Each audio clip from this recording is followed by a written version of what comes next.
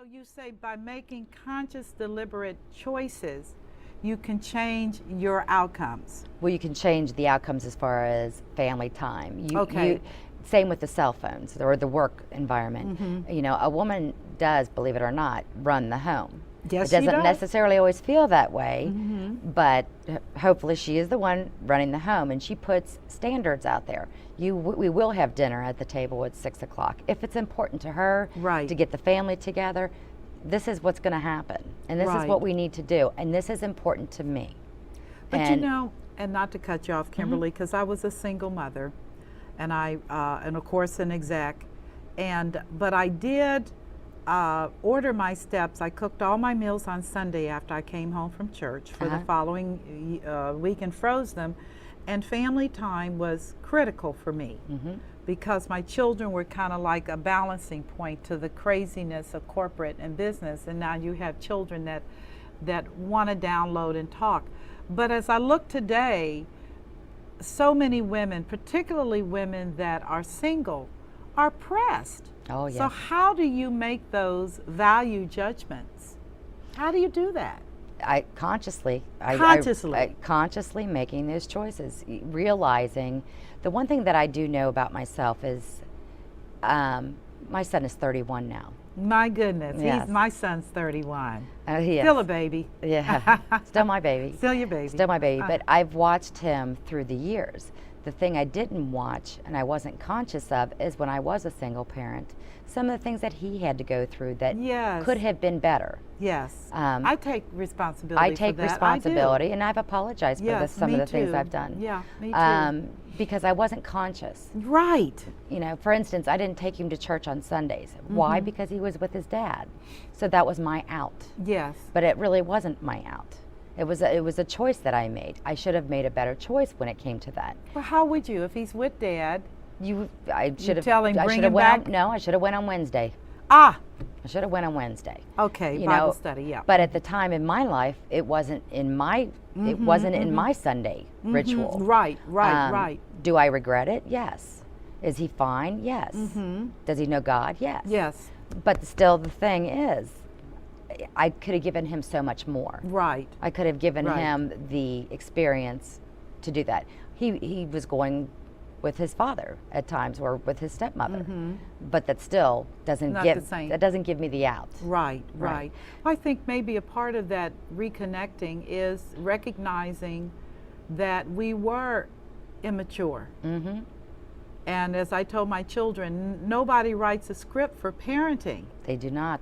And you just kind of waddle your way through the mud and try to get it right. Particularly in our generation, I know my age, and there wasn't a whole lot of support systems for single women Absolutely. with children. No, there They wasn't. just church as well. You know, the whole thing was you need to have a husband. Right. You know, you need to remarry. And you were like, but I need to feed my kids. That's right. I That's don't right. have time for this. But I see this again, getting back on the subject of children. How can they collaborate with their mothers or fathers or parents to make their relationships more loving? I had a friend who had a great idea that she did with her kids. Okay. And they would do like the family dinner, but they would do a circle, and Okay. it was mandatory. Everyone was there, her and her kids, and they would talk about things, and each person had to go around the table and talk, and that was the time you could say anything to mom, and she would not get upset. She would not get mad. You wouldn't be in trouble. Just open your heart and open your mind and talk. And that way, they still do that with, some of them do that with their own children. Oh, that's wonderful, though. So I think that's just one example Yes, of what you yes. can do to open up with your children. It's amazing how much, when my son was probably 12 years old, and I opened up a conversation about something. And I said, if you ever have any questions, if you ever want to talk about this, you just let me know. Right. And we always found it seemed like when we were in the car driving, that was a good time for us to talk. And surprisingly, he came right and started asking questions right then and there. So I think opening the dialogue of things that make us a little uncomfortable at times is all that's needed to get the child talking. Because a lot of times they're just they either don't think of it, they don't think that you're the person to talk to, or they're afraid to talk to you because it's an uncomfortable conversation. Well, I think a lot of them are operating under, they know us very well. Kimberly, they've watched us longer than we've watched them. That's right. That's and right. they do have some very good insights into our shortcomings. Absolutely, That they may do. not feel so good coming out of the mouth of your child. Oh, Oh yeah. you just gave me chills on that one. Is it true? I give it, for instance, on that is one thing that I didn't recognize when I was a young mother is that your children are listening. To They everything. are listening. Yes. And I watched this probably about 5 years ago as a mother was standing there talking about her ex-husband, the child's father. Oh boy. And the little 4-year-old was standing there Oh, next to a tree, mortified. just looking at his mother and listening to, hanging on to every Everything. word. Yeah. And the thing was that she was me. Right. She was me. Right. I didn't realize. I didn't Right. realize that some of the things that I said or did were making a huge impact on my child, Right. more so than me. Right. I Um, think that's so wise what you just said. I counsel women often that whatever your bad times with your former, let it be just that. That's right. Do not bring your children as a listener to that experience, because Absolutely. that's too hard for a child to bear.